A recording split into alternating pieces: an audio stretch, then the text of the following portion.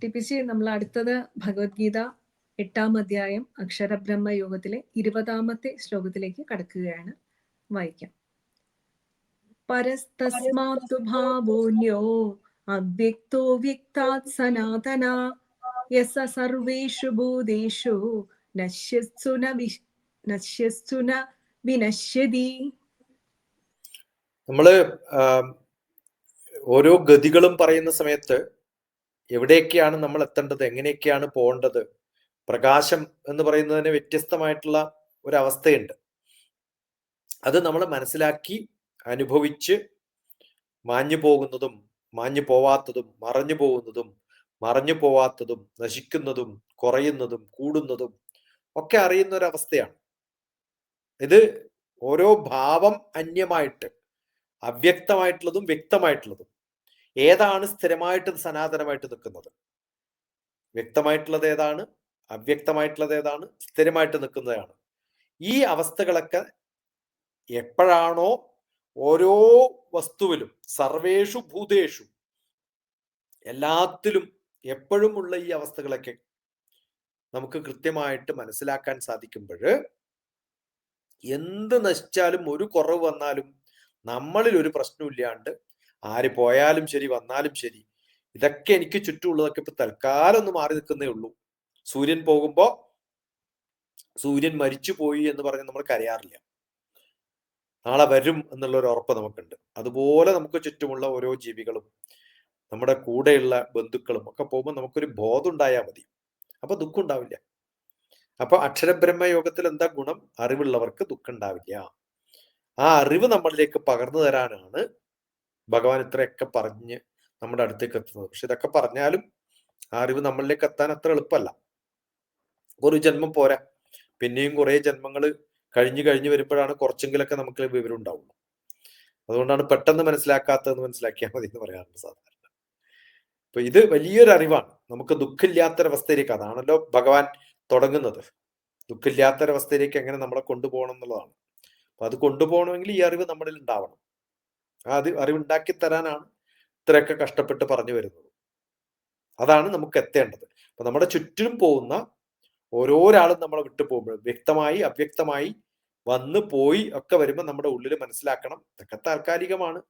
സൂര്യൻ ഇല്ലാതെ ഇരുട്ട് വരുമ്പോൾ നാളെ വരും എന്നുള്ള ഒരു ഉറപ്പുള്ളത് പോലെ ഈ ഒരു അവസ്ഥ നമ്മളിൽ ഉണ്ടാവണമെങ്കിൽ പൂർണ്ണമായിട്ടും അക്ഷരബ്രഹ്മ യോഗം നമ്മളിൽ പകർന്ന് ചേർന്ന് ഇരിക്കണം. അതാണ് വേണ്ടത്. നമ്മുടെ ലൈഫ് സൈക്കിൾ മാത്രമല്ല അല്ലെ, ഒരുപാട് ബ്രഹ്മാണ്ഡങ്ങളുടെ കാലചക്രത്തെ കുറിച്ചിട്ടുള്ള ബോധമുണ്ടെങ്കിൽ മാത്രമേ നമുക്ക് ആ ഒരു ബോധ്യത്തിൽ എത്താൻ സാധിക്കൂ എന്നാണ് അങ്ങ് പറഞ്ഞതിൽ നിന്ന് എനിക്ക് മനസ്സിലാകുന്നത്. ഒരുപാട് മനോഹരമായിട്ടുള്ള വിവരണം. ഒരു സ്പേസ് സയന്റിസ്റ്റിൽ നിന്ന് ഇത് കേൾക്കുമ്പോഴാണ് കാലത്തെ കുറിച്ചിട്ടും സമയത്തെ കുറിച്ചിട്ടും ഒക്കെ നമുക്ക് കുറച്ചുകൂടി ഒരു സയന്റിഫിക് ആയിട്ട് ഉള്ള ജ്ഞാനം ഉണ്ടാകുന്നതെന്നാണ് എനിക്ക് അനുഭവപ്പെടുന്നത്. അടുത്തത് അക്ഷരബ്രഹ്മയോഗം ഭഗവത്ഗീത 8-ാം അധ്യായത്തിലെ 21-ാമത്തെ ശ്ലോകത്തിലേക്ക് നമ്മൾ കടക്കുകയാണ്. ഭഗവാൻ തുടരുകയാണ്. അവ്യക്തോക്ഷര ഇത്യുക്ത സ്തമാഹു പരമാം ഗതിം യം പ്രാപ്യന നിവർത്തന്തേ തദ്ധാമ പരമം മമ. ഇനി നിങ്ങൾക്ക് വല്ലതും വ്യക്തമായിട്ടുള്ളതിനെ അവ്യക്തമായിട്ടോ എപ്പോഴെങ്കിലും തോന്നുന്നുണ്ടെങ്കിൽ ഇന്ദ്രിയങ്ങൾക്കും മനസ്സിനും ഗ്രാഹ്യമല്ലാത്തത് കൊണ്ടാണ്. അതാണ് അവ്യക്തം എന്ന് പറയുന്നത്. സൂര്യൻ ഉണ്ടല്ലോ, എൻ്റെ കാഴ്ചക്ക് കാണാൻ പറ്റാത്തടത്ത് അത് ഉണ്ടെന്നുള്ളതേ ഉള്ളൂ, വേറെ എവിടെയോ അതുണ്ട്, അതുകൊണ്ടല്ലേ തിരിച്ചു വരുന്നത്.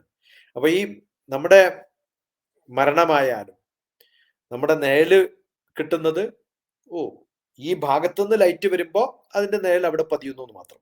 അപ്പൊ ഇന്ദ്രിയങ്ങൾക്കും മനസ്സുകൾക്കും ഗ്രാഹ്യമല്ലാത്ത, മനസ്സിലാക്കാൻ സാധിക്കാത്ത അവ്യക്തോ അക്ഷര അത്യുക്ത എന്നുള്ളതാണ്. ആ അറിവ് നമുക്ക് എപ്പോഴാണോ ഉണ്ടാവുന്നത്, ഇത് എൻ്റെ ഇപ്പൊ ഷാഡോ വരുന്നത് സൂര്യൻ ഈ ഭാഗത്തുള്ളതുകൊണ്ടാണ്, ഇപ്പുറത്താണെങ്കിൽ ഷാഡോ ഉണ്ടാവില്ല. ആ അറിവ് നമുക്ക് ഉണ്ടായാൽ മതി. ആ അറിവ് പോലെ തന്നെയാണ് ഇന്നിപ്പോ സൂര്യൻ പോയി നാളെ സൂര്യൻ വരും എന്നുള്ള അറിവ് നമുക്ക് തൽക്കാലം മറഞ്ഞു നിൽക്കുകയാണ് എന്നുള്ളൊരു ബോധം.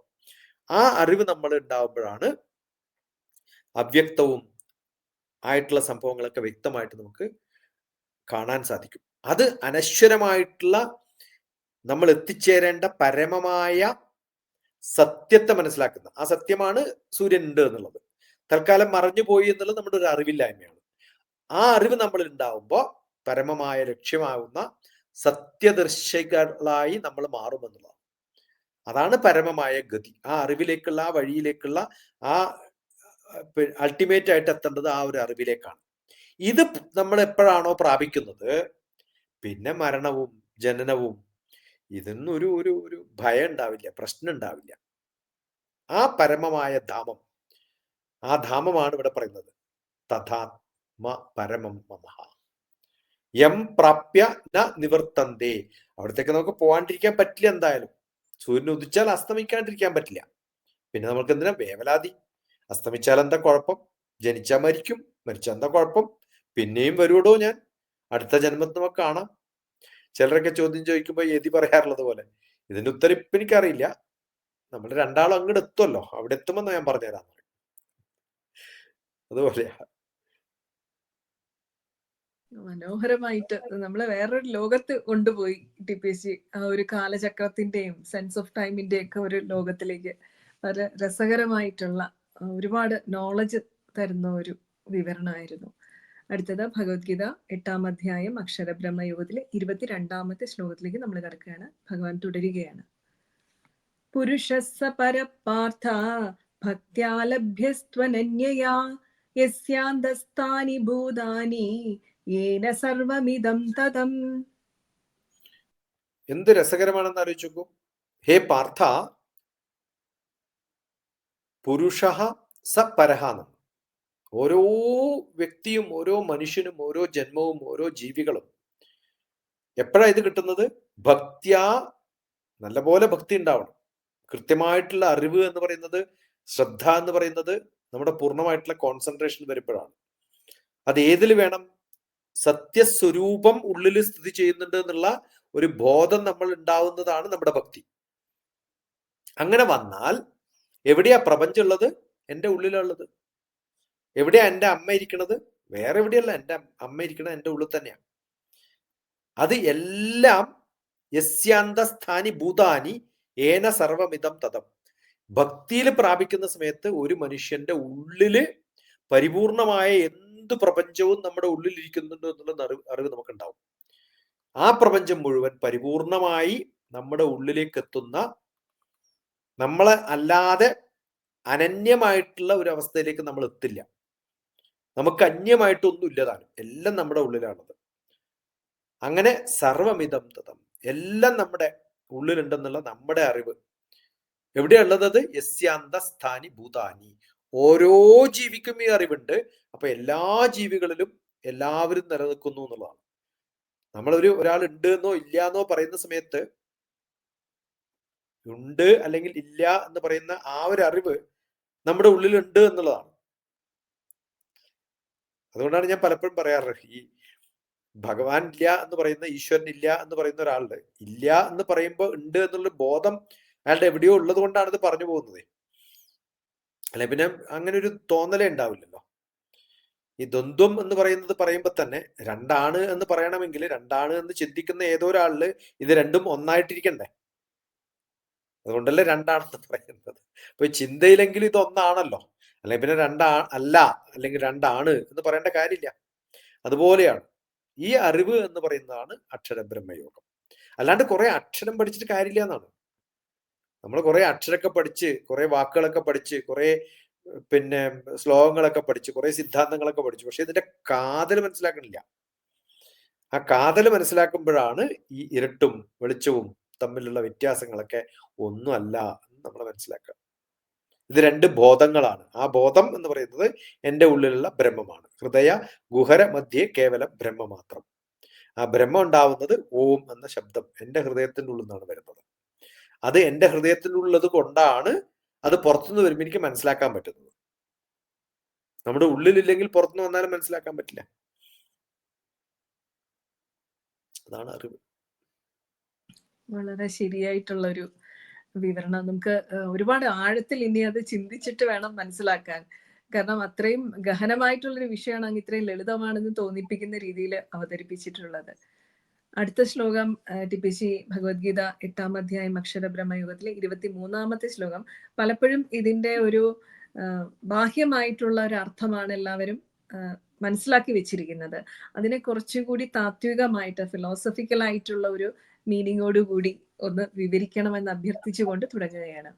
കാരണം എല്ലാവരും ഇന്ന സമയത്ത് മരിക്കുന്ന, രാത്രി മരിക്കുന്നത്, അല്ലെങ്കിൽ ആ ഒരു വെളിച്ചത്തിൽ മരിക്കുന്ന അങ്ങനെയുള്ളവർക്കാണ് മോക്ഷപ്രാപ്തി എന്നാണ് ധരിച്ചിട്ടുള്ളത്. പക്ഷെ അതിന്റെ ആന്തരികമായിട്ടുള്ള ഒരു അർത്ഥം കൂടി അഭ്യർത്ഥിക്കുകയാണ് വിവരിക്കാനായിട്ട്. തുടങ്ങാം. ശ്ലോകം 23. എത്ര കാലേ ത്വനാവൃത്തിം ആവൃത്തിം ചൈവ യോഗിനഃ പ്രയാതായാന്തി തം കാലം വക്ഷ്യാമി ഭരതർഷഭ. അല്ല, ഈ ശ്ലോകത്തിൽ ഇതിന്റെ അർത്ഥം എത്ര പറഞ്ഞാലും തീരില്ല. കാരണം ഇതില് ഭഗവാൻ ഉത്തരം പറയുന്നില്ല. ഭഗവാൻ പറയുന്നത് ഞാൻ പിന്നെ പറഞ്ഞു തരാം എന്നാണ്. അടുത്ത ശ്ലോകങ്ങളിലൊക്കെ ഞാൻ ബാക്കി എനിക്ക് പറഞ്ഞു തരാമെന്നാണ്. അപ്പൊ ഇതിലെങ്ങനെയാ നമ്മൾ പൂർണ്ണമായിട്ടും പറയാൻ പറ്റുക? ഭഗവാൻ തന്നെ പൂർണ്ണമായിട്ടും പറയുന്നില്ല. ഏത് കാലത്തിൽ നമ്മൾ ദേഹം വെടിയുന്നു, യോഗികൾക്ക് പുനർജന്മം ഇല്ലാത്തൊരവസ്ഥയിലേക്കോ ഒക്കെ മാറിപ്പോവും, ചിലപ്പം മോശം സമയത്തൊക്കെ പോയാൽ എന്നർത്ഥം.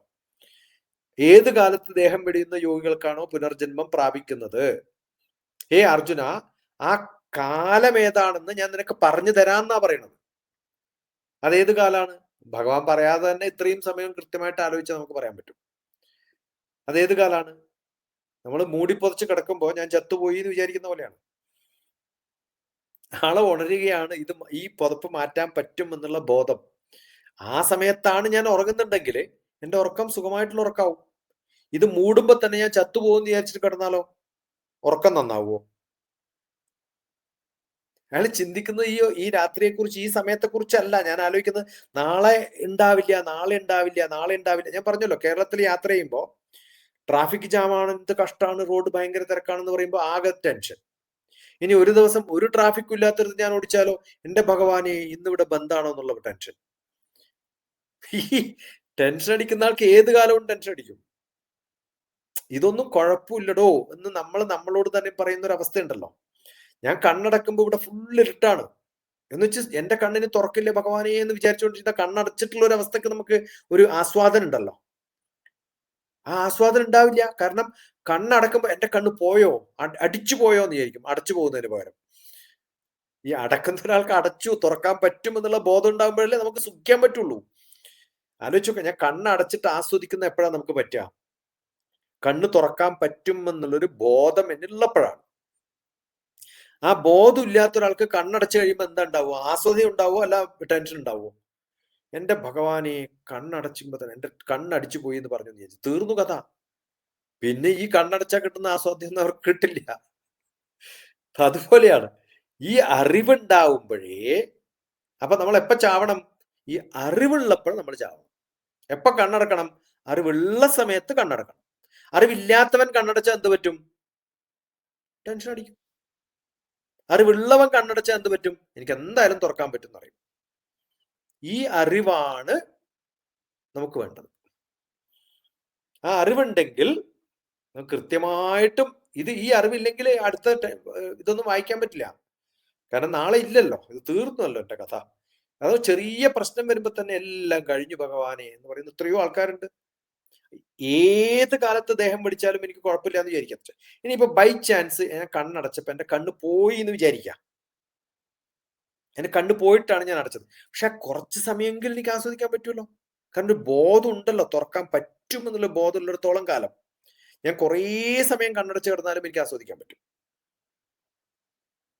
ഞാൻ രാത്രി ഉറങ്ങണ സമയത്ത് രാവിലെ എഴുന്നേക്കില്ല എന്നുള്ള ഭയത്തോടു കൂടി കിടന്നാല് എനിക്ക് രാവിലെ എഴുന്നേക്കാൻ പോയിട്ട് രാത്രി ഉറങ്ങാൻ പറ്റിയിട്ടുണ്ട്. രാവിലെ എഴുന്നേക്കാൻ എന്റെ ഉറക്കം തന്നെ പോയി. അപ്പൊ രാവിലെ എഴുന്നേക്കുമ്പോ എന്താവും? ഒരു ഉഷാറും ഇല്ലാണ്ടാവും. സുഖമായിട്ട് രാവിലെ എഴുന്നേറ്റാൽ എന്ത്, എഴുന്നേറ്റില്ലെങ്കിൽ എന്ന് വെച്ചിട്ട് അങ്ങോട്ട് കിടന്നാലോ, അറ്റ്ലീസ്റ്റ് ആ ഉറങ്ങുന്ന സമയങ്ങളിൽ സുഖം പ്രാപിക്കാലോ. അങ്ങനെ ശാന്തവും സുഖവുമായിട്ടുള്ള അവസ്ഥയിലാണ് നമ്മൾ ജീവിക്കേണ്ടത്. അങ്ങനെ ഓരോ നിമിഷവും ജീവിക്കുമ്പോൾ ആ നിമിഷം നല്ലതാണെങ്കിൽ നമ്മുടെ ജന്മവും നന്നായി. അതുകൊണ്ട് ഭഗവാൻ ഇവിടെ പറഞ്ഞിട്ടുള്ളത് ആ കാലം നിനക്ക് ഞാൻ പറഞ്ഞു തരാമെന്നാണ്. അതെപ്പോഴാ പറഞ്ഞു തരുന്നത്? ഈ അറിവൊക്കെ നിന്നിൽ ഉണ്ടാവുമ്പോ നിന്നിൽ ഉണ്ടായിക്കോളും ഓൾറെഡി പറഞ്ഞു കഴിഞ്ഞു എന്റെ മോനെ, നീ ശ്രദ്ധിക്കാത്തത് കൊണ്ടാണ് എന്ന് പറയാണ്. ഇത്രയും സമയം പറഞ്ഞത് ഈ അറിവ് തന്നെയാണ്. ഞാനിപ്പോ പറഞ്ഞു തരാന്ന് പറയേണ്ട കാര്യമൊന്നുമില്ല, ഓൾറെഡി പറഞ്ഞു കഴിഞ്ഞു. ലോലിപോപ്പിന്റെ പകുതി ഭാഗവും കഴിച്ചു കഴിഞ്ഞ് അവസാനം കോല് കയ്യിൽ വരുമ്പോഴാണ് ഞാൻ കഴിച്ചോ എന്നൊക്കെ ഓർക്കണത്. ഇതൊന്നും ആസ്വദിക്കാൻ പറ്റിയിട്ടില്ലേ? കാരണം ഇത് കഴിഞ്ഞു പോവല്ലോ എന്നുള്ള അവസ്ഥയിലാണ് കടിച്ചുകൊണ്ടിരിക്കുന്നത്. ഇത് കഴിഞ്ഞു പോകുമ്പോഴും ഇയാൾ അറിയുന്നില്ല. അതുകൊണ്ട് ഇത്രയും മുമ്പ് പറഞ്ഞിട്ടുള്ള ശ്ലോകം ഒന്നും മനസ്സിലാവാത്തപ്പോഴാണ് ഈ ശ്ലോകം വെച്ചിട്ട് ടെൻഷൻ അടിക്കുക. അടിക്കേണ്ട കാര്യമില്ല, ഓൾറെഡി പറഞ്ഞു കഴിഞ്ഞു ഭഗവാൻ. എന്നുവെച്ചാൽ ഇവിടെ കറുത്തപക്ഷവും വെളുത്തപക്ഷവും ഉത്തരായനവും ദക്ഷിണായനവും ഒന്നും അല്ല. ശരിക്കും അറിവുള്ളപ്പോ മരിക്കുന്നവനാണ് ഈ പറഞ്ഞ മോക്ഷഗതി പ്രാപിക്കുന്നത്, അല്ലെ? അറിവ് നേടിയതിനു ശേഷം അറിവില്ലാതെ മരിക്കുന്നവരാണ് ഈ പറഞ്ഞ പോലെ അശാന്തിയായിട്ടുള്ള ജന്മങ്ങളിലേക്ക് പോകുന്നത്. അതാണ് അതിന്റെ വിവരണം അങ്ങ് ഏറ്റവും മഹത്തായ രീതിയിൽ അതിന്റെ തത്വാർത്ഥത്തില് പറഞ്ഞ. കാരണം എപ്പോഴും ക്ലാസ്സുകളിൽ നമ്മൾ കേൾക്കുന്നത് വെറും ബാഹ്യമായിട്ടുള്ള ഒരു അർത്ഥം മാത്രമാണ്. ഇത്ര ആഴത്തില് ഫിലോസഫിക്കലായിട്ട്, പ്രാക്ടിക്കലായിട്ട്, സയന്റിഫിക് ആയിട്ട്, റാഷണൽ ആയിട്ട് പറഞ്ഞിട്ടുള്ളത് എനിക്ക് തോന്നുന്നു ഗോപാലകൃഷ്ണ സാറും അങ്ങും മാത്രമാണ്. വളരെ മനോഹരമായിട്ട് ചിന്മയാനന്ദ സ്വാമിയുടെയൊക്കെ വിവരണത്തില് പറയുന്ന അതേ രീതിയിൽ തന്നെയാണ് അങ്ങ് പറയുന്നത്. വളരെ മനോഹരമായിട്ടുള്ള ഒരു വിവരണം. അടുത്തത് ഭഗവത്ഗീത 8-ാം അധ്യായം അക്ഷരബ്രഹ്മയോഗത്തിലെ 24-ാമത്തെ ശ്ലോകത്തിലേക്ക് നമ്മൾ കടക്കുകയാണ്. അഗ്നിർജ്യോതിരഹ ശുക്ല ഷണ്മാസാ ഉത്തരായണം തത്ര പ്രയാദാഗച്ഛന്തി ബ്രഹ്മവിദോ ജനാ. ഇതില് ഇത്രയൊക്കെ പറഞ്ഞാലും പകലും ഇപ്പൊ രാത്രി നമ്മൾ കണ്ണ് തുറന്നിരുന്നിട്ട് വലിയ കാര്യമൊന്നുമില്ലല്ലോ. ഫുൾ ഇരുട്ടാണ്. കണ്ണ് തുറന്നിരുന്നിട്ട് കാര്യം? കണ്ണടച്ചാൽ മാത്രമേ രാത്രി നമുക്ക് ആസ്വദിക്കാൻ പറ്റുള്ളൂ. അതുപോലെ നല്ല പ്രകാശം ഉണ്ടെന്ന് വിചാരിച്ചിട്ട് എന്നാ ഫുൾ കാണാന്ന് പറഞ്ഞിട്ട് സൂര്യനെ നോക്കിയാലോ, അപ്പോഴും കണ്ണടിച്ചു പോകും. അപ്പോ ഈ ലോകം എപ്പോഴാണോ ഷാഡോ ഉള്ളത്, എപ്പോഴാണോ മുകളിൽ നോക്കേണ്ടത്, എപ്പോഴാണോ താഴത്ത് നോക്കേണ്ടത്, എപ്പോഴും സൈഡിൽ നോക്കിയാലാണോ നമ്മൾ കാണാൻ പറ്റുക, ഇതിനൊക്കെ നമ്മൾ നല്ല ലൈറ്റ് വേണം നമുക്ക് പടം എടുക്കാൻ. എങ്കിലേ നമ്മുടെ ഫോണിൽ പടം പിടിക്കാൻ പറ്റുള്ളൂ. എന്നാൽ നല്ല ലൈറ്റിന്റെ നേരെ നോക്കിയിട്ട് ഇങ്ങോട്ട് പടം എടുത്താലോ അടിച്ചു പോകുന്നും കാണില്ല, വൈറ്റ് ലൈറ്റ് ആയിട്ട് മാറുക ചെയ്യാം. അപ്പൊ ഈ അറിവ് നമുക്ക് ഉണ്ടാവണം. കാലമുണ്ട്, നല്ല സമയമുണ്ട്, മോശം സമയമുണ്ട്, ഒന്നുമില്ല എന്നല്ല പറയുന്നത്. അപ്പൊ ശുക്ലഗതി എന്ന് പറയുന്ന ഉത്തരായണത്തിലേക്ക് പോകുന്ന ആ കാലം, ഇത് അറിവിന്റെ മുകളിലേക്ക് കയറുന്ന ഒരു കാലാണ്. ആ കാലം എന്ന് പറയുന്നത് രാത്രിയും പകലും അല്ല കാണേണ്ടത്, അറിവാകുന്ന ശുക്ലപക്ഷത്തിലേക്ക് പോവാണ്, വെളിച്ചത്തിലേക്ക് പോവാന്ന് പറയല്ലോ. വെളിച്ചമാണല്ലോ അറിവ്, അത് പ്രകാശം. ഉച്ചതിരിഞ്ഞ് എന്ന് പറഞ്ഞാൽ നല്ലപോലെ കുറെ മധ്യാഹ്നങ്ങളുണ്ട്. പ്രകാശപക്ഷത്തിലേക്ക് പോകുമ്പോൾ, ഉത്തരായണത്തിലേക്ക് പോകുമ്പോൾ നമ്മൾ എവിടെ എത്തുന്നു? അറിവിന്റെ മുകളിലേക്ക് എത്തുന്നു, അറിവിന്റെ പ്രകാശത്തിലേക്ക് എത്തുന്നു. അത് ഇരുട്ടത്ത് ഇരിക്കുന്ന ഒരാൾക്ക് ഉള്ള അറിവിനേക്കാളും വെളിച്ചത്തിരിക്കുമ്പോൾ ഉണ്ടാവുന്ന അറിവ് പോലെ, അറിവില്ലായ്മയിൽ നിന്ന് അറിവിലേക്ക് പോകുമ്പോൾ കുറച്ചും കൂടി സ്പഷ്ടമായിട്ട് കാണാവുന്ന ഒരവസ്ഥയിലേക്ക് നമ്മൾ മാറും. ആ അവസ്ഥയാണ് അത്. ഏതാ ഏറ്റവും നന്നായിട്ട് കാണേണ്ട സമയം? ആ സമയം. അത് ഏതാണോ എനിക്ക് അറിവ് കൂടുതൽ പകരുന്ന സമയം, അതാണ് ഇവിടെ നമ്മുടെ ഉത്തരായണം. വെളിച്ചം, പ്രകാശം, ഉച്ചതിരിഞ്ഞ സമയം, പ്രകാശപക്ഷം, ഉത്തരായണം. ഇത് ബ്രഹ്മം പ്രാപിക്കാൻ, അറിവ് പ്രാപിക്കാൻ നല്ല സമയമാണ് എന്ന് പറയുന്ന അർത്ഥം. അഗ്നി വേണം, പ്രകാശം വേണം, പകല് വേണം, വെളുത്തപക്ഷം വേണം, ഉത്തരായണം വേണം. ഇത് മാസങ്ങളായിട്ട് മാറിക്കൊണ്ടേയിരിക്കും. 6 മാസം, പിന്നെ അടുത്ത 6 മാസം വരും. ഇതില് ഏത് മനുഷ്യനും ദേഹം ഉപേക്ഷിക്കുമ്പോ പല ദിവ്യലോകങ്ങളിൽ കടന്ന് വ്യത്യസ്തമായിട്ടുള്ള അവസ്ഥയിലേക്ക് മാറി അടുത്ത ബ്രഹ്മത്തെ പ്രാപിക്കാൻ പറ്റുന്ന ഒരവസ്ഥയിലേക്ക് അയാൾ മാറുമെന്നാണ് പറയുന്നത്. എന്ന് വെച്ചാൽ ഇല്ല എന്നല്ല പറയുന്നത്, കുറച്ച് താമസം ഉണ്ടാവും എന്നർത്ഥം. അപ്പൊ നമ്മള് ഈ രാത്രി കിടന്നിട്ട് രാവിലെ എഴുന്നേൽക്കുമ്പോഴാണ് നമുക്ക് പ്രകാശമൊക്കെ കാണാൻ പറ്റുക, ലോകം കാണാൻ പറ്റുക. ഈ പുറത്തൊന്നും പ്രകാശമില്ലാത്തൊരു സമയത്ത് എഴുന്നേറ്റ് നോക്കിയിട്ട് കാണണമെന്ന് പറഞ്ഞ് ഇങ്ങനെ കാത്തിരുന്നിട്ട് വല്ല കാര്യമുണ്ടോ? ഇല്ല. അതുകൊണ്ട് നല്ല സമയത്ത് എപ്പോഴാണോ നിങ്ങളുടെ സമയം, ആ സമയത്ത് തുറന്നാൽ അതിന്റെ ഗുണം നമുക്ക് ഉണ്ടാവും അർത്ഥം. ആ അറിവ് നമ്മുടെ കാലത്തെക്കുറിച്ച് നമുക്ക് ഉണ്ടാവണം. അതെപ്പോഴാണ്? എപ്പോഴൊക്കെയാണോ എനിക്ക് റെസ്റ്റ് വേണ്ടത്, എപ്പോഴൊക്കെയാണോ എനിക്ക് വർക്ക് ചെയ്യേണ്ടത്. നമ്മൾ സാധാരണ ഉണ്ട് ഈ ഐലിഡ്സും ഐയും തമ്മിലുള്ള ഒരു ബന്ധമുണ്ടല്ലോ, അതുപോലെയാണ് work belongs to the rest with no eyelids to the eyes എന്നാണ്. കണ്ണുണ്ട്, അതിന് കൺപോളകൾ അടക്കാണ്ടിരുന്ന സ്ഥിരമായിട്ട് തുറന്നു വെച്ച എവിടെയാ അതിന് സുരക്ഷിതത്വം ഉണ്ടാവുക? അപ്പൊ അത് നല്ലപോലെ എവിടെയാണ് നമുക്കിപ്പം മനുഷ്യന്മാരെ സംബന്ധിച്ചിടത്തോളം കണ്ണടക്കാനുള്ള ബോധം നമുക്കുണ്ട്. ആ ബോധം ഉള്ളത് കൊണ്ട് കണ്ണിന് അത്രയൊക്കെ മതി കനം. ബോധമില്ലാത്ത ചില ജീവികൾക്ക്, അത്തരം പ്രകൃതിയിൽ ജീവിക്കേണ്ട ജീവികൾക്ക് കൺപോളകൾക്ക് വലിയ കന കൊടുത്തിരിക്കണേ. എന്തുകൊണ്ടാ ഒട്ടകത്തിന്റെ കൺപോളകളൊക്കെ തുറന്നിരിക്കാൻ ബുദ്ധിമുട്ടാണ്, എപ്പോഴും താഴത്തോട്ടാ ഉണ്ടാവുക. എന്താ കാരണം? നല്ല പോലെ സാൻഡ് ഉള്ള സ്ഥലത്താണ് അത് ജീവിക്കേണ്ടത്. കണ്ണിനുള്ളൊക്കെ സാൻഡ് കയറി കഴിഞ്ഞാൽ എന്തായിരിക്കും അവസ്ഥ? ഒട്ടകത്തിന് അത് തുടച്ചു മാറ്റാൻ പോലും അറിയില്ല. അതുകൊണ്ട് ഭഗവാൻ കൊടുത്തിരിക്കുകയാണ് നടക്കാനുള്ള കഴിവ്. ഇപ്പൊ ഏത് പ്രകൃതിയിലാണോ നമ്മൾ ജീവിക്കുന്നത് ആ പ്രകൃതിയിൽ നമ്മളെ സംരക്ഷിക്കാനുള്ള എല്ലാം നമുക്ക് തന്നിട്ടുണ്ട്. ആ ബോധം നമുക്ക് ഉണ്ടാവുന്നതാണ് നമ്മൾ ഉത്തരായണത്തിൽ എത്തുന്നതും പ്രകാശപൂരിതമാവുന്നതും അറിവിലേക്ക് എത്തുന്നതും ഒക്കെ. നമ്മൾ ആ സമയത്ത് നമ്മൾ കാത്തിരിക്കേണ്ടി വരും. ആ കാത്തിരിപ്പ് നമ്മൾ ഉണ്ടാവണം. അതുകൊണ്ടായിരിക്കും ഭഗവാൻ കൃത്യമായിട്ട് പറഞ്ഞിട്ടുണ്ട്, ഉത്തരായനത്തിലാണെങ്കിലും ദക്ഷിണായനത്തിലാണെങ്കിലും ബ്രഹ്മജ്ഞാനികൾ മാത്രമാണ് അങ്ങനെ എത്തുന്നത്, ആ അറിവുള്ളവര് മാത്രം. അതാണ് അങ്ങ് ഇപ്പൊ വളരെ മനോഹരമായിട്ട് അതിനെ എലാബറേറ്റ് ചെയ്ത് പറഞ്ഞു തന്നിട്ടുള്ളത്. പലപ്പോഴും ക്ലാസ്സുകളിൽ ആ ഒരു കാലത്തിന് മാത്രമാണ് ഇമ്പോർട്ടൻസ് കൊടുത്ത് കാണുന്നത്. ആന്തരികമായിട്ടുള്ള ബ്രഹ്മജ്ഞാനത്തിന്റെ ഒരു എംഫസിസ് കുറച്ചാണ് കാണുന്നത്. അങ്ങാണ് അതില് വളരെ ഭംഗിയായിട്ട് പറഞ്ഞിട്ടുള്ളത്. അടുത്തത് ഭഗവത്ഗീത 8-ാം അധ്യായം അക്ഷരബ്രഹ്മയോഗത്തിലെ 25-ാമത്തെ ശ്ലോകത്തിലേക്ക് നമ്മൾ കിടക്കുകയാണ്. ഭഗവാൻ തുടരുകയാണ്. ധൂമോ രാത്രിസ്തഥാ കൃഷ്ണ ഷണ്മാസാ ദക്ഷിണായനം തത്ര ചന്ദ്രമസം ജ്യോതിർ യോഗി പ്രാപ്യ നിവർത്തതേ. യോഗി പ്രാപ്യ നിവർത്തത എന്നാണ്. എന്താ പറ്റിയ അവർക്ക്? വീണ്ടും ഭൂമിയിലേക്ക് ജനിക്കുന്നു. അതിപ്പോ വലിയ കുറ്റമുള്ള കാര്യമൊന്നുമല്ല. അങ്ങനെ പുകയുള്ള സമയത്തും, ധൂമം എന്ന് പറഞ്ഞാൽ പുക, രാത്രി, കറുത്തപക്ഷം, ദക്ഷിണായനത്തിലേക്ക് പോകുന്ന സമയം, ഇത് 6 മാസം കഴിയുമ്പോൾ പിന്നെയും വരുമല്ലോ. ആ കാലത്ത് ദേഹം ഉപേക്ഷിച്ചു പോയാല് യജ്ഞാദികളും പുണ്യകർമ്മങ്ങളും അനുഷ്ഠിച്ചിട്ടുള്ള രോഗികള് ചന്ദ്രലോകത്തിലേക്ക് പോകുന്നതാണ്. ഇന്ന് ചന്ദ്രലോകത്ത് ഇത്ര മോശമാണ്. എന്നിട്ട് എന്ത് ചെയ്യും? എല്ലാ സുഖങ്ങളും അവിടെ അനുഭവിച്ച് വീണ്ടും ഭൂമിയിൽ വരുമെന്ന്. അത് വലിയ കുറ്റമുള്ള കാര്യമൊന്നുമല്ല. ഇത് മോശമാണെന്നുള്ള ധാരണയിൽ പലരും ധരിച്ചു പോയിട്ടുണ്ടെങ്കിൽ തെറ്റാണ്. പുക, രാത്രി, കൃഷ്ണപക്ഷം, ദക്ഷിണായനം ഇതൊക്കെയുള്ള സമയത്ത് നല്ല അറിവുള്ള വ്യക്തികൾക്ക് അവിടെയും എന്ത് ചെയ്യാൻ പറ്റും? കുറച്ച് സമയമൊക്കെ റെസ്റ്റ് എടുക്കാൻ പറ്റും. നല്ലതല്ലേ ഇത്? അപ്പൊ അറിവില്ലാത്തവരെന്ത് പറ്റും? പുക വരുന്ന പാസഞ്ചേഴ്സിനെ പോലെയാണല്ലേ? എനിക്ക് അറിയണം അടുത്ത ഫ്ലൈറ്റ് മിസ്സാവുന്നൊന്നും തോന്നണ്ടെന്നേ. എനിക്ക് പുകയുള്ള സമയത്ത് സ്ഥിരമായിട്ടുള്ള പുകയല്ല, ഇത് കുറച്ചേ ഇത് പോവും. ഈ അറിവ് നമുക്ക് ഉണ്ടാവുമ്പോഴാണ്. ആ അറിവില്ലെങ്കിൽ എന്ത് പറ്റും? ഇപ്പം ഇന്നലെ എങ്ങാണ്ട് യാത്ര ചെയ്യുന്ന സമയത്ത് ഈ മിസ്റ്റും ഫോഗും തമ്മിലുള്ള വ്യത്യാസം ചോദിച്ചു. സ്റ്റുഡന്റ് ചോദിച്ചാണ്, മിസ്റ്റും ഫോഗും തമ്മിൽ എന്താ വ്യത്യാസം ചോദിച്ചു. അപ്പൊ ഫോഗ് വളരെ ഡീപ്പറാണ്, വളരെ ഡെപ്ത് ഉള്ളതാണ്, വളരെ തിക്കാണ്, വിസിബിലിറ്റി കുറയുകയും ചെയ്യും. പക്ഷെ അതിന് അധികം ദൂരമില്ല, നമ്മൾ കുറച്ചൊന്ന് മാറിയാൽ മതി. അത് കുറച്ചൊന്ന് മാറിക്കഴിഞ്ഞാല് പിന്നെ ആ ഫോഗ് കാണില്ല. പക്ഷെ മിസ്റ്റ് അങ്ങനെയല്ല.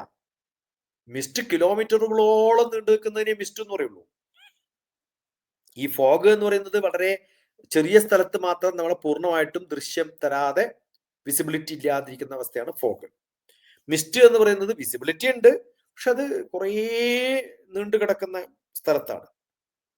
അപ്പൊ നമുക്ക് ജീവിതത്തിൽ അറിവ് കിട്ടുന്ന സമയത്തൊക്കെ നമ്മളിങ്ങനെ ശേഖരിച്ച് വെക്കുമ്പോൾ നല്ല നീണ്ട പ്രയത്നം വേണ്ടി വരും. ആ നീണ്ട പ്രയത്നമൊക്കെ ഉള്ള ഒരാൾക്ക് ഇതൊക്കെ എനിക്ക് അറിയുന്ന ഒരു സ്ഥലമാണ്. വിസിബിലിറ്റി ഇല്ലെങ്കിൽ നമുക്ക് ഓടിച്ചു പോയിക്കൂടെ? ഈ രാത്രി ഇരുട്ടായാലും നമ്മുടെ വീട്ടിൽ നിന്ന് നമുക്ക് ഒരു റൂമിൽ നിന്ന് മറ്റേ റൂമിലേക്ക് പോകാൻ വെളിച്ചത്തിന്റെ ആവശ്യമുണ്ടോ? ഇല്ല. അറിവുള്ളവരെ സംബന്ധിച്ചിടത്തോളം ഇരുട്ടായാലും വെളിച്ചായാലും കൃഷ്ണപക്ഷായാലും ശുക്ലപക്ഷായാലും ഇതൊന്നും ഒരു പ്രശ്നമല്ല. അത് എനിക്ക് എത്താൻ പറ്റും എൻ്റെ അടുത്തേക്ക് എന്നുള്ള ബോധത്തോടു കൂടി ഇരുട്ടത്ത് നമ്മുടെ വീട്ടിൽ നമ്മൾ ഒരു മുറിയിൽ നിന്ന് മറ്റേ മുറിയിലേക്ക് നടക്കുന്ന സമയത്ത് വെളിച്ചില്ലെങ്കിലും നമുക്ക് നടക്കാൻ പറ്റുന്നത് പോലെ, ആസ്വദിച്ച് നടക്കാൻ പറ്റുന്നത് പോലെ, ഭയമില്ലാതെ നടക്കാൻ പറ്റുന്നത് പോലെ നമുക്ക് കുറച്ച് 6 മാസം കഴിയുമ്പോൾ പിന്നെയും എനിക്ക് നല്ല പ്രകാശമുള്ള സ്ഥലത്തേക്ക് വരും എന്നുള്ള ബോധം നമ്മളിൽ ഉണ്ടായാല് ആ സമയത്ത് മരിച്ചു പോയാലും സന്തോഷത്തോടു കൂടിയാ മരിക്കണതേ. അറിയില്ലാത്തൊരിടത്ത് എത്തുമ്പോൾ എന്ത് പറ്റും?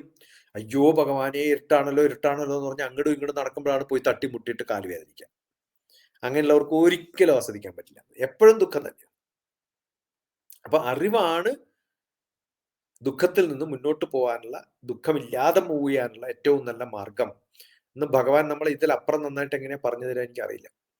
ഇനി ഇത് പറഞ്ഞ് മനസ്സിലാകുന്നില്ലെങ്കിൽ എന്തൊക്കെ ഉപാസനകൾ ചെയ്യണം, ഇതൊക്കെ എങ്ങനെ ഉന്നഗതി പ്രാപിക്കാൻ വേണ്ടിയിട്ട്, ഉന്നതഗതി പ്രാപിക്കാൻ വേണ്ടിയിട്ട്, ശാശ്വതമായ മോക്ഷം കിട്ടാൻ വേണ്ടിയിട്ട് എന്തൊക്കെയാണ് വേണ്ടത് എന്നൊക്കെ പറഞ്ഞു തരാൻ അടുത്ത കുറച്ച് ശ്ലോകങ്ങൾ ഭഗവാൻ. ഇതാണ് ശരിക്കും നല്ലൊരു ഡീപ്പ് ആയിട്ട് മനസ്സിലാകുന്നത് ഈ ഒരു ശ്ലോകങ്ങളെ കുറിച്ചിട്ട്. അടുത്തത് 26-ാമത്തെ ശ്ലോകം അല്ലെ, ഭഗവത്ഗീത 8-ാം അധ്യായം അക്ഷരബ്രഹ്മയുഗത്തിലെ 26-ാമത്തെ ശ്ലോകത്തിലേക്ക് നമ്മൾ കിടക്കുകയാണ്. ഭഗവാൻ തുടരുകയാണ്. ശുക്ലകൃഷ്ണേ ഗതി ഹേത്യേ ജഗത ശാശ്വതേ മതേ ഏകയായാത്യനാവൃത്തിം അനുയാവർത്തതേ പുനാ. ദേവയാനം, പിതൃയാനം എന്നൊക്കെ പറയല്ലോ. ഇത് വെളുപ്പും കറുപ്പും എന്നൊക്കെ പറയുന്ന ഈ വ്യത്യസ്തമായ മാർഗങ്ങളില് പ്രപഞ്ചം ഇങ്ങനെ മാറിക്കൊണ്ടേയിരിക്കുന്ന ഒരവസ്ഥയാണ്. ഈ മാറ്റത്തിന് ഗതിക്ക് നിയന്ത്രണമൊന്നുമില്ല, ഇങ്ങനെ മാറി മാറി വരും. ഇവയില് ഏത് ലോകത്ത് നിന്ന് പോയാലും അടുത്ത ലോകത്തിലേക്ക് നമ്മൾ മടങ്ങി വരും എന്നുള്ള ബോധം നമുക്കുണ്ടാവുമ്പോ ആ ഗതി തിരിച്ചു വരാൻ പറ്റും. ജഗതഹ ശാശ്വതേ മതേ. ഇതിങ്ങനെ മാറിക്കൊണ്ടിരിക്കുന്ന ഒരു ലോകത്താണ് നമ്മൾ ജീവിക്കുന്നത് എന്നറിയുമ്പോ നമുക്ക് കിട്ടുന്നൊരു ആവർത്തിയായിട്ട് നമുക്ക് പുനഃ എന്ന് വരാൻ പറ്റുന്ന ഒരു അവസ്ഥയിലാണ് നമ്മൾ ജീവിക്കുന്നുള്ള അറിവുണ്ടാവുമ്പോഴാണ്, ആ അറിവാണ് നമ്മുടെ ജീവിതത്തിൽ നമ്മൾ ചെയ്യുന്ന ഏറ്റവും വലിയ ഒരു യോഗ എന്ന് പറയുന്നത്, ഉപാസന എന്ന് പറയുന്നത്. ഈ അറിവിനെ കുറിച്ചുള്ള ബോധം നമ്മുടെ ഉള്ളിൽ ഉണ്ടാക്കിയെടുക്കുന്നതാണ് ഏറ്റവും വലിയ ഉപാസന. അതാണ് ഉപാസനയുടെ മഹത്വവും. ഈ ഗതി മനസ്സിലാക്കുക എന്നുള്ളത്. ആ ഗതി മനസ്സിലാക്കുമ്പോൾ നമ്മൾ എത്തുന്ന ഗതിയുടെ പേരെന്താണെന്നറിയോ? ആ ഗതിയാണ് ഉന്നത ഗതി. ഈ ഗതി മനസ്സിലാക്കാതെ ഇരിക്കുന്ന ഒരാൾക്ക് ഒരിക്കലും ഉന്നത ഗതി പ്രാപിക്കാൻ പറ്റില്ല. ഔന്നത്യത്തിൽ എത്തുക എന്ന് പറഞ്ഞാൽ അതാണ്. ഉന്നതിയിലേക്ക് പോകുന്ന ഗതി എന്ന് പറയുന്നത് ഈ ലോകത്തിന്റെ ഗതി മനസ്സിലാക്കുന്ന ഒരാൾക്കാണ് മുന്നോട്ട് പോകാൻ സാധിക്കുക. നമ്മൾ ഈ തിരക്കുള്ള സ്ഥലത്ത് ഓടുമ്പോ എല്ലാവരും ഓടുന്നില്ലെങ്കിൽ നമുക്ക് ഓടാൻ പറ്റില്ല. തിരക്കുള്ള സ്ഥലത്ത് എല്ലാവരും ഓടുമ്പോ എനിക്ക് നിൽക്കാനും പറ്റില്ല.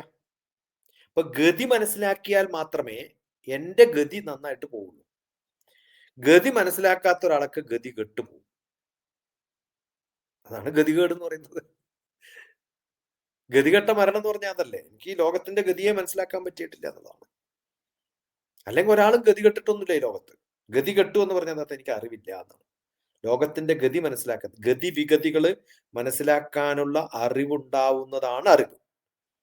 അതില്ലാതെ ഏത് ഹൈ പൊസിഷനിൽ എത്തിയിട്ടും കാര്യമില്ല. ഡും എന്ന് പറഞ്ഞ താഴ്വ്. എത്ര ഡിഗ്രി കിട്ടിയിട്ടോ എത്ര നോളജ് കിട്ടിയിട്ടോ ലോകത്തിന്റെ ഗതി മനസ്സിലാക്കാത്ത ഒരാൾക്ക്, എന്റെ ചുറ്റുമുള്ള ലോകത്തിന്റെ ഗതി മനസ്സിലാക്കാത്ത ഒരാൾക്ക് തടഞ്ഞ് തട്ടി വീഴും.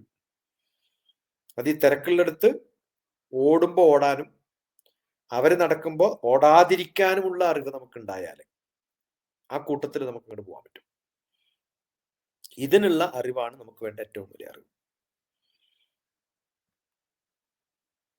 ഇവിടെ അങ്ങ് ലോകഗതി വിഗതികളെ കുറിച്ച് പറയുമ്പോൾ മനോഗതി അല്ലെ എന്ന് പറയുന്നതിനും മറ്റുള്ളവരുടെ മനോഗതികൾ, അവരുടെ മനസ്സ് സഞ്ചരിക്കുന്ന വഴികളും കൂടെ മനസ്സിലാക്കിയാൽ മാത്രമേ നമുക്ക് ഈ ലോകത്ത് ശാന്തമായിട്ട് നല്ല രീതിയിൽ ഗതി കെടാതെ ജീവിക്കാൻ സാധിക്കുകയുള്ളൂ എന്നുള്ളതാണ് അങ്ങിൽ നിന്ന് മനസ്സിലാകുന്നത്. ഞാൻ പറയാറുണ്ട്, നമുക്ക് വണ്ടി ഓടിക്കാനുള്ള ലൈസൻസ് തരുമ്പോഴേ വണ്ടി ഓടിക്കാനുള്ള കഴിവിനല്ല തരുന്നത്, ബാക്കിയുള്ളവർ എന്നെ മുട്ടാതെ ഞാനിങ്ങനെ പോകുന്ന അറിയാനുള്ള അറിവാണ്.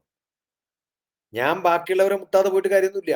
ബാക്കിയുള്ളവർക്ക് ഡ്രൈവിംഗ് അറിയില്ലെങ്കിലോ എന്നെ എന്തായാലും അവർ മുട്ടിച്ചേ തീരൂ എന്ന് പറഞ്ഞിട്ട് പോകും. അതാണ് ആക്സിഡന്റ് ഉണ്ടാവുന്നത് നമ്മുടെ ഗതികേടല്ല, ബാക്കിയുള്ളവരുടെ ഗതികെട്ടത് കൊണ്ടാണ് എന്റെ ഗതികേട് ഞാൻ ബാക്കിയുള്ളവർ തട്ടിപ്പോകുന്നത്. നമുക്ക് ഡ്രൈവിംഗ് ലൈസൻസ് തരുന്നത് ഓടിക്കാനുള്ള അറിവിന് വേണ്ടിയിട്ടല്ല, ആക്സിഡന്റ് ഉണ്ടാക്കുമ്പോ നമ്മളെ പിടിക്കാൻ വേണ്ടിയിട്ടാണ്. നല്ലോണം ഓടിക്കാൻ അറിയുന്ന ആൾക്ക് ലൈസൻസിന്റെ ആവശ്യമൊന്നുമില്ല, ഒരിക്കലും ചോദിക്കില്ല, ഒരാളും ചോദിക്കില്ലല്ലോ. എവിടെയെങ്കിലും തട്ടുമ്പോഴാണ് ലൈസൻസ് ചോദിക്കുക. അപ്പൊ നമ്മുടെ അറിവ് ടെസ്റ്റ് ചെയ്യുന്നത് എന്തെങ്കിലും പ്രശ്നങ്ങൾ വരുമ്പോഴാണ്. ആ പ്രശ്നങ്ങൾ ഇല്ലാതെ പോകാനുള്ള അറിവ് നമുക്ക് ഉണ്ടാവുമ്പോൾ അതാണ് യഥാർത്ഥമായ അറിവ്. ഏറ്റവും വലിയൊരു പ്രാക്ടിക്കൽ ക്ലാസ് തന്നെയായിരുന്നു ആ ഒരു ശ്ലോകത്തിന്. അടുത്തത് ഭഗവത്ഗീത അക്ഷരബ്രഹ്മയോഗം 8-ാം അധ്യായത്തിലെ 27-ാമത്തെ ശ്ലോകത്തിലേക്ക് നമ്മൾ കിടക്കുകയാണ്. ഭഗവാൻ തുടരുകയാണ്.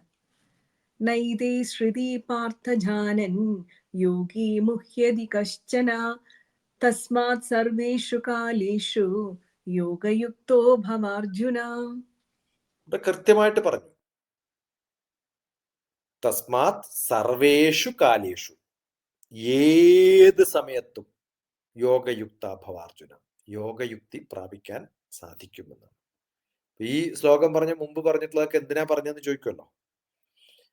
ഇപ്പൊ മുമ്പ് പറഞ്ഞിട്ടുള്ളതൊക്കെ ഈ ഒരു ശ്ലോകാവുമ്പത്തെ കൃത്യമാണ്. ഹേ പാർത്ഥ, ഈ രണ്ട് മാർഗത്തെയും അറിയുന്ന യോഗി, നൈതേ സ്തുതി പാർത്ഥ ജനാൻ യോഗി മുഹ്യതി കശ്ചന തസ്മാത് സർവേഷു കാലേഷു യോഗയുക്തോ ഭവാർജുന.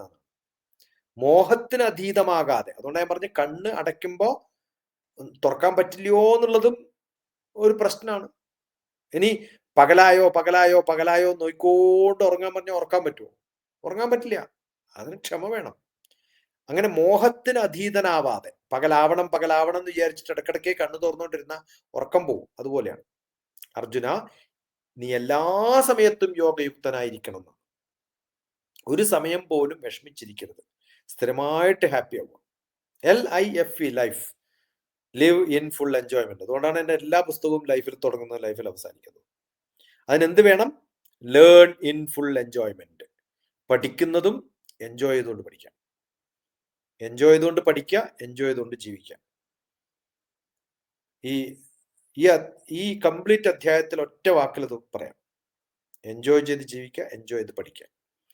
വെറുതെ എൻജോയ് ചെയ്ത് പഠിക്കാതെ എൻജോയ് ചെയ്ത് കഴിഞ്ഞാൽ എന്ത് പറ്റും? ഒരു പ്രശ്നം വരുമ്പോഴത്തേക്കും കാറ്റടിച്ചു.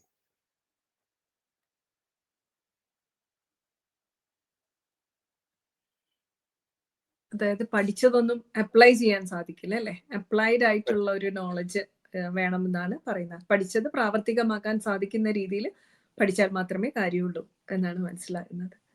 വളരെ മനോഹരമായിട്ടുള്ള വിവരണം. അടുത്ത ശ്ലോകം ഈ അധ്യായത്തിലെ അവസാനത്തെ ശ്ലോകമാണ്. 8-ാം അധ്യായം അക്ഷരബ്രഹ്മയോഗത്തിലെ അവസാനത്തെ ശ്ലോകത്തോടു കൂടി നമുക്ക് ഇന്നത്തെ ക്ലാസ് അവസാനിപ്പിക്കാം.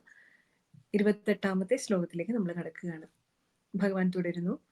വേദേഷു യജ്ഞേഷു തപസ്സു ചൈവ ദാനേഷു യത് പുണ്യഫലം പ്രതിഷ്ഠം അത്യേതി തത്സർവമിദം വിദിത്വാ യോഗി പരം സ്ഥാനമുപൈതി ചാദ്യം. എനിക്ക് തീരെ മനസ്സിലാവാത്തത് ഭഗവാൻ എന്തിനാ ഈ 27 ശ്ലോകവും പറഞ്ഞതെന്നാണ്. ഈ ഒറ്റ ശ്ലോകത്തിൽ തീർക്കാവുന്നതേ ഉള്ളൂ. ഇതൊന്നും പ്രശ്നമാക്കണ്ട മോനെ, നീ അവസാനം ചെയ്യേണ്ട കാര്യമാണ്. വേദേഷു അറിവുണ്ടാക്കുക, യജ്ഞേഷു യജ്ഞകർമ്മങ്ങൾ ചെയ്യുക. അത് ധ്യാനമായാലും ധ്യാനയജ്ഞാണ്, പഠനമായാലും പഠനയജ്ഞാണ്, കർമ്മമായാലും കർമ്മയജ്ഞാണ്. ഏതാണോ തൻ്റെ യജ്ഞം, ആ യജ്ഞം ചെയ്യാം. തപസ് ചെയ്യണം എന്നാണ്. മനസ്സ് പൂർണ്ണമായിട്ടും അതിനകത്ത് തപം ചെയ്യണം. ഫുള്ളായിട്ട് ഡിവോട്ടഡ് ആയിട്ട് ചെയ്യാം. ഇതിൽ ഏത് ചെയ്താലും, ഇതൊക്കെ അങ്ങനെ ചെയ്താൽ, എല്ലാം കൂടി അങ്ങോട്ട് ചെയ്താലോ പിന്നെ പരമ ഉന്നതി എത്തി. ദാനേഷു യത് പുണ്യകർമ്മം പ്രതിഷ്ഠം. പുണ്യകർമ്മം എന്ന് പറയുന്നത് ബാക്കിയുള്ളവർക്ക് കൊടുക്കലാണ്. അതിൽ ഏറ്റവും വലിയ ദാനം എന്ന് പറയുന്നത് അറിവ് കൊടുക്കലാണ്. എന്തൊക്കെ നമുക്ക് സ്നേഹം കൊടുക്കലാണ്, കമ്പാഷൻ കൊടുക്കലാണ്, ദയ കൊടുക്കലാണ്. ചിലപ്പോൾ എന്താണോ കൊടുക്കാൻ പറ്റുക അത് കൊടുക്കാം. ദാനേഷു യത് പുണ്യഫലം പ്രതിഷ്ഠം ഇത്യേതി തത് സർവമിതം വിദിത്വാ. ഇങ്ങനെ കൃത്യമായിട്ടുള്ള പുണ്യകർമ്മങ്ങളും കാര്യങ്ങളും ഒക്കെ ചെയ്തുകൊണ്ടിരിക്കുന്ന ഏതൊരു വ്യക്തി എവിടെ എത്തുന്നുള്ളത്? യോഗീ പരം സ്ഥാനമുപൈതി ചാദ്യം. ഏതവസ്ഥയിലേക്കുന്നു? ഇത് എല്ലാ പുണ്യവും ഗുണവും ദോഷവും രാത്രിയും പകലും നമ്മൾ പറഞ്ഞല്ലോ, ദക്ഷിണായനവും ഉത്തരായനവും എല്ലാം മറികടന്നിട്ട് അതിനെയൊക്കെ അതിക്രമിച്ചിട്ട് എന്നാണ്. ഇത്യേതി സർവമിതം പ്രതിത്വ യോഗി പരം സ്ഥാനമുപൈതി ചാദ്യം. അതിനെയൊക്കെ അതിക്രമിച്ച് കടന്ന് എവിടെ എത്തും? ബ്രഹ്മപദത്തെ പ്രാപിക്കുമെന്നുള്ളതാണ്. ഒരു സംശയവും വേണ്ട. അറിവുണ്ടോ? വേദേഷു യജ്ഞേഷു തപസ്സു ചെയ്വ. ഈ ബാക്കി ശ്ലോകങ്ങളൊക്കെ ഇങ്ങനെയൊക്കെയാണ് എന്നൊക്കെ പറയുന്ന ഒരാളോട് 28ാമത്തെ ശ്ലോകം ഒന്ന് വായിക്കാൻ പറയാം. അതുകൊണ്ടാണ് ഞാൻ ആദ്യം പറഞ്ഞത് ഇതൊന്നും പ്രശ്നമല്ല എന്ന്. കാരണം ഞാൻ പറഞ്ഞല്ലോ, അത് വരാൻ പോകുന്നുണ്ട് എന്ന് ആദ്യം പറഞ്ഞു. ഈ ഉപാസനകൾ കൃത്യമായിട്ട് ചെയ്താൽ 27, 28 ശ്ലോകങ്ങളിലൊക്കെ ഉപാസനയുടെ മഹത്വമാണ് പറയുന്നത്. ആ ഉപാസനയുടെ മഹത്വത്തിൽ കാലത്തിനെ കുറിച്ച് എന്താ പ്രശ്നം? അങ്ങനെ ഉപാസനകൾ ചെയ്യുന്ന ഒരാൾക്ക് ഉന്നത ഗതി പ്രാപിക്കാൻ സാധിക്കും, ശാശ്വതമായ മോക്ഷം.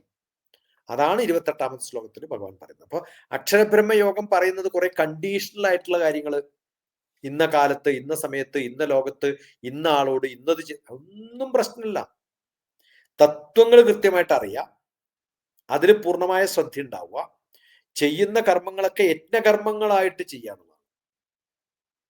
അങ്ങനെ ചെയ്യുന്ന സമയത്ത് അത് തപസ്സായിട്ട് ചെയ്തു കഴിഞ്ഞാൽ ബാക്കിയുള്ളവർക്ക് വേണ്ടി ദാനം എന്ന് പറഞ്ഞ അർത്ഥം എന്താണ്? ബാക്കിയുള്ളവർക്ക് വേണ്ടിയിട്ട് നമ്മൾ വിട്ടുകൊടുക്കുന്നതിനെയാണ് ദാനം എന്ന് പറയാം. ആ ബാക്കിയുള്ളവർക്ക് വേണ്ടിയിട്ട് നമ്മൾ ചെയ്യും, സെൽഫിഷ് ആവാണ്ടിരിക്കുക എന്നുള്ള അർത്ഥം. അങ്ങനെ ചെയ്യുന്ന അതിന് പുണ്യഫലം പ്രതിഷ്ഠം എന്നാണ്, ഉറപ്പിക്കുക എന്നാ പറയുന്നത്. അത് പ്രതിഷ്ഠിച്ചിരിക്കുകയാണ് നമ്മളിൽ. ഇങ്ങനെ സർവമിതം വിദുത്വാ യോഗീ പരം സ്ഥാനമുപൈതി ചദ്യം. ഈ ഒറ്റ ശ്ലോകം, ഈ നാല് ലൈനുകൾ മാത്രം അക്ഷരബ്രഹ്മയോഗത്തില്, അത് ഇനി ഇത് മനസ്സിൽ വെച്ചിട്ട് ബാക്കി ഒന്നുകൂടി ഒന്ന് വായിച്ചു നോക്കുമ്പോഴാണ് അതുകൊണ്ടാണ് ഇങ്ങനെ പറഞ്ഞതെന്ന് മനസ്സിലാവും. അതുകൊണ്ട് നമ്മൾ സാധാരണ പറയണ്ടേ, ഒരു പുസ്തകത്തിൽ ഏറ്റവും വലിയ ഗുണം വായിക്കണമെങ്കിൽ ആദ്യത്തെ ശ്ലോകം വായിക്കുക, അവസാനത്തെ ശ്ലോകം വായിക്കുക. ഞാൻ ഭഗവത്ഗീത പഠിപ്പിക്കുമ്പോഴും പറഞ്ഞു, ആദ്യത്തെ ശ്ലോകം, അവസാനത്തെ ശ്ലോകം, ഇത് രണ്ടും വായിച്ചു കഴിഞ്ഞാൽ, അതുപോലെ ഈ ശ്ലോകത്തിലും ആദ്യവും വായിക്കുക, അവസാനവും വായിക്കുക, എന്നിട്ട് ഇടയിൽ ഒന്നും കൂടി വായിക്കുമ്പോഴാണ് ഇതാണ് എന്റെ കാര്യം മനസ്സിലാവും. ഇതാണ് അതിന്റെ തത്വം. വളരെ മനോഹരമായിട്ട് 8ാം അധ്യായം അക്ഷരബ്രഹ്മയോഗം അങ്ങ് പഠിപ്പിച്ചു. ഇന്നത്തെ ക്ലാസ് നമുക്ക് ഇവിടെ നിർത്താം. എത്ര നന്ദി പറഞ്ഞാലും മതിയാവില്ല, അത്ര മനോഹരമായിട്ട് ആഴത്തിലാണ് അങ്ങ് വിവരിച്ചത്. പാത നമസ്കാരങ്ങളോടുകൂടി നന്ദി.